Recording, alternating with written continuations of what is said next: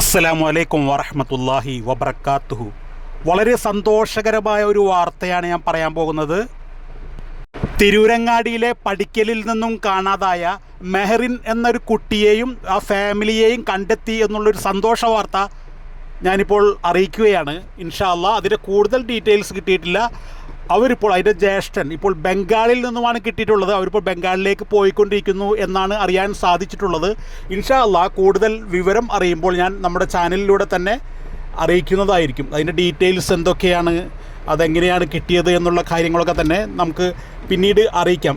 എന്തൊക്കെ തന്നെ അൽഹംദുലില്ലാഹ് അതുമായി ബന്ധപ്പെട്ട് നമ്മുടെ ചാനലിലൂടെ ഒരുപാട് വീഡിയോകൾ ചെയ്തിട്ടുണ്ടായിരുന്നു. എന്തൊക്കെ തന്നെയായാലും ആ ഒരു കുടുംബത്തിന് ആ കുട്ടിയെ കിട്ടിയല്ലോ എന്നുള്ളൊരു ഇനി സമാധാനിക്കാം എന്നുള്ളത് നമുക്ക് എല്ലാവർക്കും തന്നെ ഒരു സന്തോഷ വാർത്ത തന്നെയാണ്. ഒരു ചെറിയ ഒരു കുട്ടി, 1 വയസ്സ് മാത്രം പ്രായമുള്ള ആ ഒരു കുട്ടിയാണ്. അതുകൊണ്ട് തന്നെ ഇപ്പോൾ അവർ ബംഗാളിലേക്ക് പോയിക്കൊണ്ടിരിക്കുന്നു എന്നാണ് അദ്ദേഹത്തിൻ്റെ ജ്യേഷ്ഠൻ ഷെഫീർ എന്നോട്